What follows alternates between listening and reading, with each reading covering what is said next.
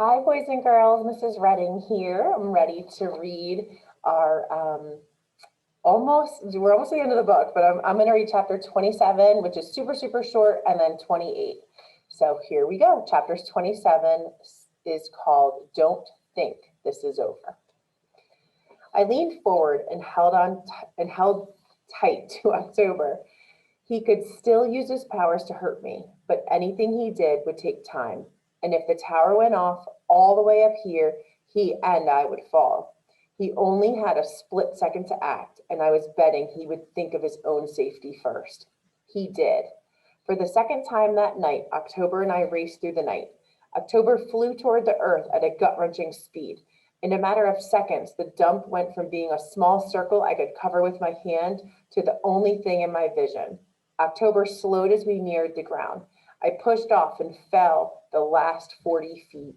My heels slammed into the ground, cutting powerful furrows as I came to a halt. Mud and snow showered into the air. I fell forward, my muscles straining against the force of gravity. I rolled to my side with no broken bones. The tower went off. A flash of light lit up the dump. Thunder crashed and the noise echoed off garbage heaps. This time I knew what to expect. It felt like somebody flicking a switch. One moment I had my power, and the next moment it was gone, replaced by the weaker one. If I had a match and I could find a beat-up couch or leisure suit in the dump, I could once again provide fire. The flash of light had ruined my night vision, and it took a minute for my eyes to readjust to the darkness. I got to my knees and took in everything around me. Charles sprinted toward the helicopter. Somehow he'd freed himself from the tape. The giant also moved toward the helicopter. The van lay on its side and Juanita crawled up through the driver's side window. October stepped toward me, shaking with rage. I scanned the ground, looking for the phone. I saw shards of plastic and broken circuits a few feet away. Of course, the phone wouldn't survive the fall. I fell backward, watching in fear as October approached. But then Benny was there, pulling me to my feet, and Juanita hustled over, fierce and unafraid. I stood and the three of us faced the villain. October seethed.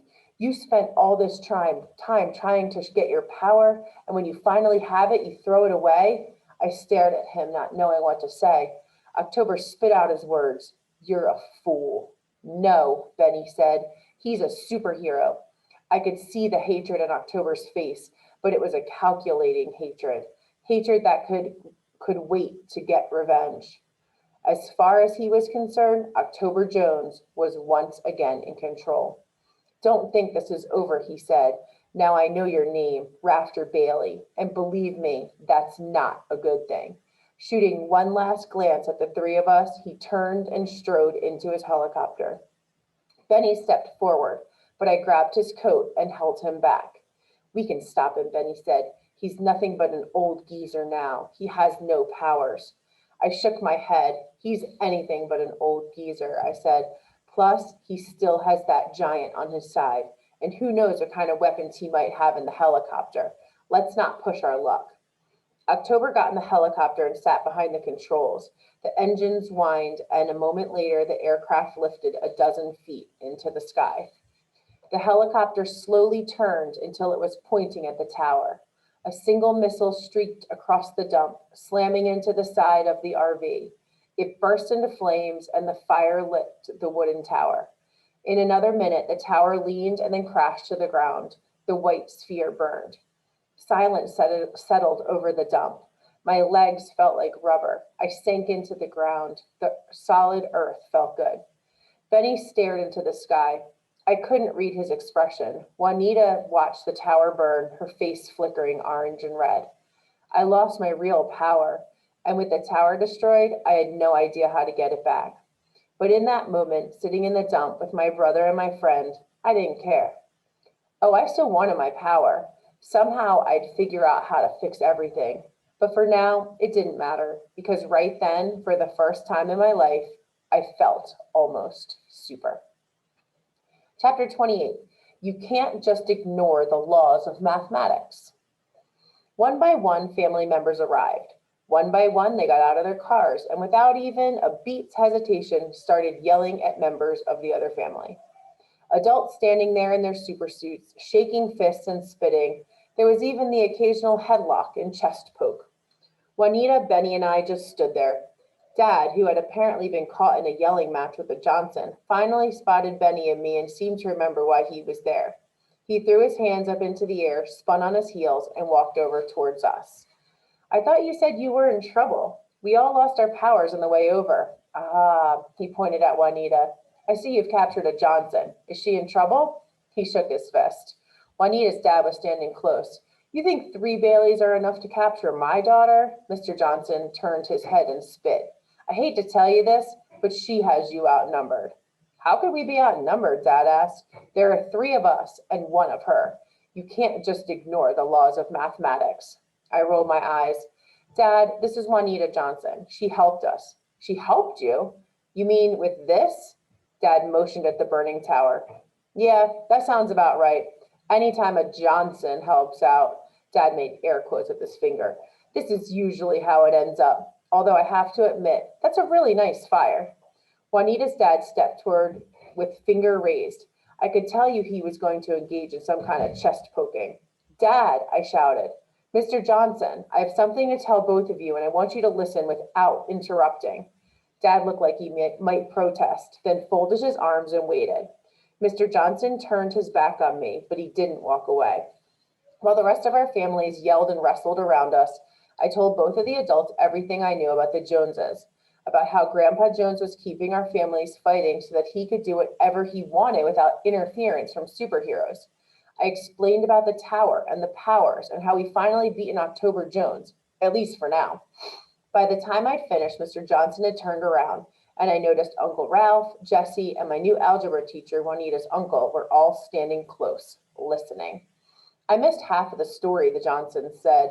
Back up and start from the beginning. This time, Juanita told it.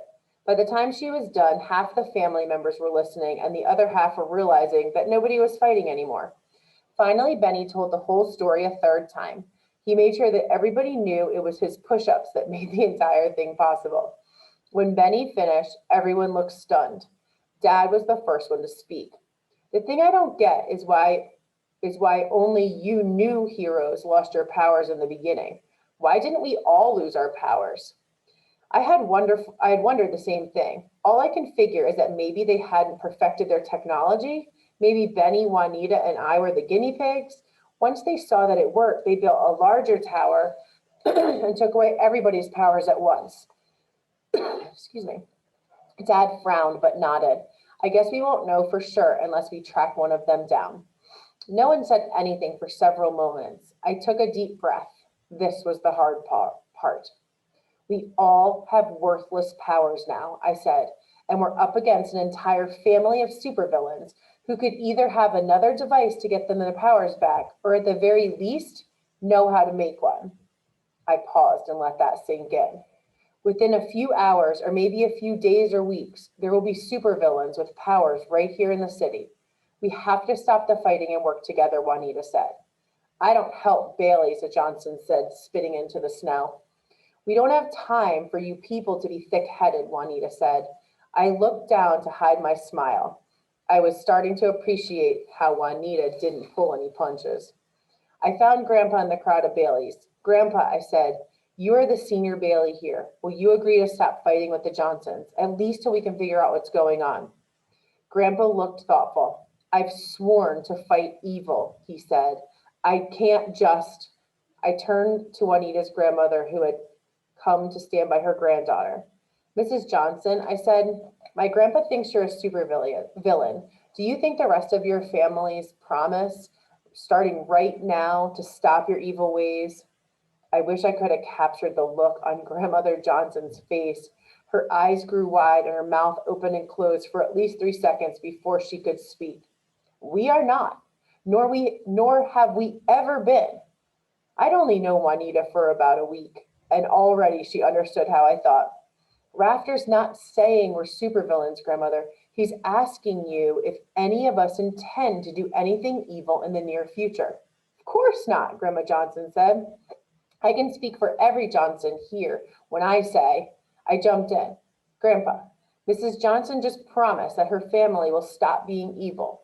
Will you agree not to fight them anymore? But she's a supervillain, Dad said. She's probably lying. Now, son, Grandpa said, this boy's talking some sense. Family huddle. Grandpa put his arm around Dad's shoulder. A few other Baileys stepped forward and spoke in low voices. Grandpa folded his arms and stepped forward. I don't know if a Johnson can really reform. He unfolded his arms to shake his fist and folded them again. But as a superhero, I believe in mercy and justice. We won't battle any of you villains until we hear you. Not here, I said. The Joneses will just call us up pretending to be citizens and we'll be fighting again tomorrow morning. You have to actually see them doing something wrong. Grandpa folded his arms and blew air through his mustache. Okay, until we see them doing something worth battling against. Done, I shouted. Mrs. Johnson, will you agree to the same thing? If my family promises not to do any more evil, will you promise not to fight us? Grandmother Johnson stared at Grandpa, her fingernails tapping her glass cane. I must point out, Dad said, raising a finger, that our family has never done any evil in the first place. Grandmother Johnson continued to tap her fingernails and then turned to Grandpa. I don't know if it was a Jones or a Bailey that stole our powers. She paused long enough to spit. But I know evil when I see it. If there really is a new family in town, then my granddaughter is right. We must put aside our differences and focus our energies. For a moment, no one said anything. I felt like I was trying to catch a bubble without breaking it. I'll be watching you, Miss Johnson, Grandpa finally said. And you, Mr. Bailey, Grandmother Johnson replied. With that, she turned and walked toward one of the cars. In a moment, both Baileys and Johnsons had separated and were talking amongst themselves. Dad came over and put his arm around me and Benny. I'm proud of you boys. Let's get you home and you can tell me all about your first battle. I'm sorry I missed it. We'll be there in a second, Dad, I said. He raised an eyebrow and I looked over at Juanita, who was talking to her dad. Ah, yes. Dad went and stood by his car. Juanita left her dad and came over to stand by me and Benny. For a moment, none of us said anything. Then Benny started grinning, and the next thing I know, we were all laughing. We did it, didn't we? I said. I mean, we really did it. Maybe, Juanita said. How long do you think the truce will last? I could hear doubt in her voice. I bet Aunt Verna has already tried to pull over one of your relatives for speeding, Benny said. I don't know, I said. I think it will last. Did you see what happened there at the end?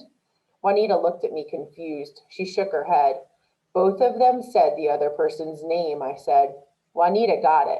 Grandma didn't spit. And Grandpa didn't shake his fist, Benny replied. I nodded. Maybe this truce will stick after all. Benny started jogging in place. We have got to get our real powers back. That was so cool. What are we going to do next? I shrugged. We put our bikes in the trunk and go home. No, Benny said. After that, how are we going to track down October Jones? Juanita looked at me, waiting for an answer. There was so much to do, and I didn't know where to start. I looked from Benny to Juanita, then smiled. We'll wing it. All right, that was the end of my chapter. Hope you enjoyed it. We only have one left. Enjoy, boys and girls.